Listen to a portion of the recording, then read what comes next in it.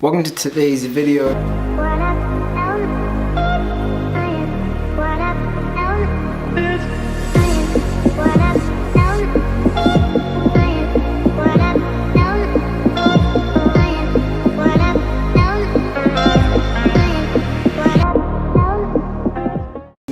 up from the camera.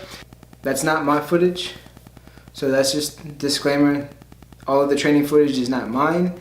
It is representation of what we went through today. Take care of like a damage control, wet casualties. But at the very end of it is the part that I want to talk to you guys about. So the very end of it, we ended up getting hands-on in an actual like live scenario, and the water was literally probably about to our necks. And like my uniform, my socks, my blue shirt, everything was soaked. And it was really fun. But I got pointed out as one of the like strong guys, so I had to pull open the hatch which was above us for everyone to get out of that space. The space is like representation of one of the spaces in a ship, so it was really cool, and it was pretty legit, like as if you were on the actual ship.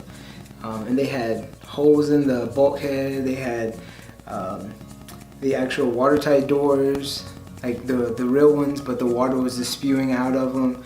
And like I said, the water was up to our neck, so you just had water coming from every direction.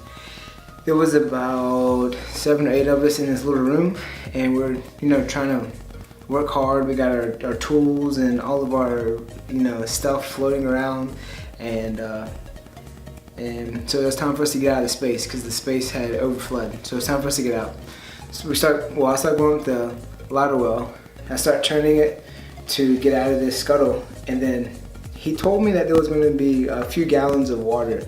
He just didn't say there was going to be hundreds of gallons of water that was sitting on top of that scuttle. So as I'm trying to push it, I have like 4 people behind me like pushing me up, and then I kind of got the scuttle up like a little bit, and then it slammed back down because the water started pouring in. So then people saw like, oh, this is like legit heavy. So more people started helping. So as I tried again, it was just like more and more people started helping me push the scuttle up, and then we got the scuttle up.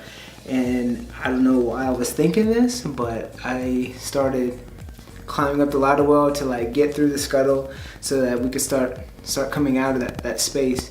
And it literally felt like I was underwater, which I was underwater because I opened myself up into another flooded space that was above us, but I took 2 like breaths to try to start climbing out of that space of basically the ceiling, and I took in water, and I was like, oh my goodness, like I'm about to die. And I was trying to like swim my way up out of this scuttle because the water was pouring in, but I didn't know how much water until I was like free, like to catch air. And it was like perfect timing to where I was on my last breath. Finally got up and was able to take a deep breath, and that was where I was on top of the water line, which was good. But it was just like, he did tell me there was going to be a couple gallons of water up there, but there was a lot of water in that space above us that I opened up for us. We all came up the ladder well. Obviously we were all drenched because the water from that was coming down.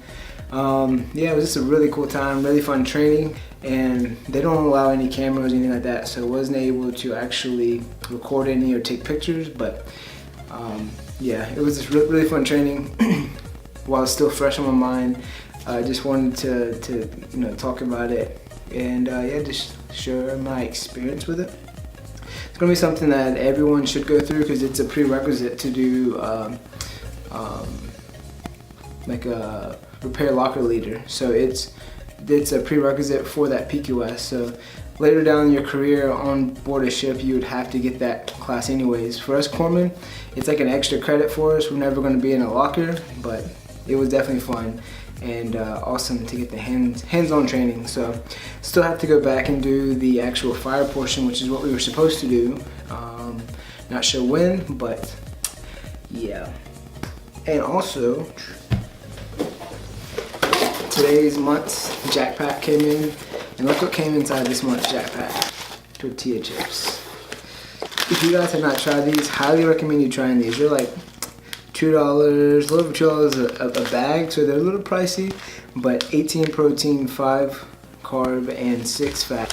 Never had this before, just the cheese, crunchy cheese toast, nothing else.